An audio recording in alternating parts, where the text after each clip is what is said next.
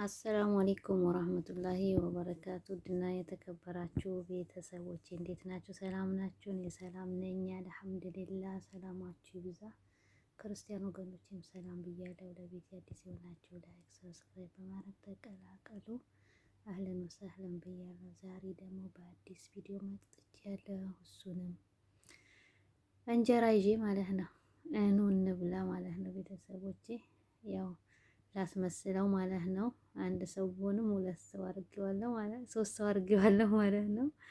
ለማንኛውም ይሄን ይመስላል ማለት ነው። ከእናንተም ነው ያቀራረብኩኝ ማለት ነው። ይሄን ይመስላል ሽሮሽ ሰርቼ ማለት ነው። ሽሮ ከዚህ በፊት ጓደኛዬ ከኢትዮጵያ አምጥታለኝ ነበር። ከዛ እሱን ሰርቼ አልሰራሁትም ነበር። አንድ ቀን ብቻ ነበር የሰራሁለት ማለት ነው። ከዛ ትናንትና አነሳሳኝና እንዴ ሽሮዬ ሊበላሽ ነው እንዴ ለምን አልሰራውም ብዬ እንትን የፍርኖ ዱቄት ጋገርኩኝ ማለት ነው እላችኋለሁ። ያው ስጋግር ምናምን ስለማይመቸኝ ነው።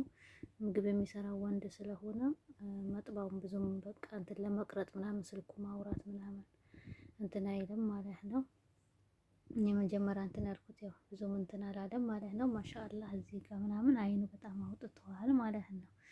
እንዳይነፍቃችሁ ሰርታችሁ ብሉ ማለት ነው። በዚህ አጋጣሚ ደግሞ እኔ ብዙም እንትን መጀመሪያ አምሼዋለሁ ማለት ነው። ትንሽም ነው የጋገርኩኝ ማለት ነው። መጀመሪያ አምሼ ከዛ በኋላ ደግሞ ብዙም ሰዓት አይደለም ከዙሁር ከሰገድኩ በኋላ እንትና ወካሁትና ማታ ላይ ነው የጋገርኩት ማለት ነው። 11 ሰዓት አካባቢ ማለት ነው የጋገርኩት ማለት ነው። ግን ያው በጣም ፈልቶ ነበር ማለት ከላይ ውሃው ምናምን አልደፋሁትም። እኔ እንጃ አንዳንድ ሰው ይደፋዋል እሱን ማለት ነው። በእንደገና እኔ ደግሞ እሱን ያው ከላይ ያቀረረውን ዝም ብዬ ነው እንትን ያልኩት ማለት ነው። አደባልቄ ዝም ብዬ ነው የጋገርኩት ማለት ነው። ያው መቼም በምንድን ነው በእንቁላል መጥበሻ ማለት ነው። ሌላ ነገር ምን አለ ማለት ነው። እንደዛ ስላችሁ ደግሞ ያው እንትን መጀመሪያ ላይ የጨመርኩበት ደግሞ እርሾ ነው። አንድ ማንኪያ እርሾ አርጌ ነው ማለት ነው። ዱቄቱ ያው ብዙም አይደለም እንትን አላልኩትም፣ በብርጭቆ ምናምን አልለካሁትም ለመቅረስ ስለማይመቸኝ ማለት ግን አሁን ላይ አነሳሳኝና እስቲ ቤተሰቦቼ ጋር እኔ ስበላ ደግሞ እንትን ልበል አዘጋጀቼ ለእነሱም ልቅረጥላቸው ብዬ ነው። በአይናችሁ ባትበሉትም ማለት ነው። ስለዚህ ትንሽ እንትን አርጌያለሁ፣ ትንሽ ጨው አርጌያለሁ። ከዛ ለብ ባለ ውሃ ማለት ነው ሽታ አርጌ ከዛ አቀጠንኩት ማለት ነው። ስጋግር አላቀጠንኩትም ማለት ነው። ትንሽ እንትን ሲለኝ ያው ትንሽ ውሃ ጠብ አረኩበት እንጂ መጀመሪያ ነው ያቀጠንኩት ማለት ነው። ያቦክ ሳቦካ አቅጥኜ ነው ያቦካሁት ማለት ነው እላችኋለሁ። ኑ እንብላ ማለት ነው። ስለዚህ ቀላል ነው ማለት ነው። እንደዚህ አይነት ሰርታችሁ ለማታውቁ እንደዚህ ሰርታችሁ ብሉ ማለት ነው። ግን ምንም ሽታ የለውም ወላሂ በቃ እንደ ጤፍ ነው ማለት ነው።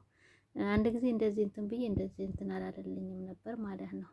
ያሁኑ ይሻላል ማለት ነው። ምንም ነገር ሽታ ምናምን የዱቄት ምናምን ራሱ አይመስላችሁም ማለት ነው እላችኋለሁ። ይሄን ይመስላል። ቪዲዮዋን ከወደዳችኋት ላይክ፣ ሼር እያደረጋችሁ አበረታቱኝ። ያው ካነሰም ይደገማል ማለት ነው። ኑ አብሽሩ ማለት ነው እላችኋለሁ። በተረፈ በያላችሁበት ሰላማችሁ ይብዛ።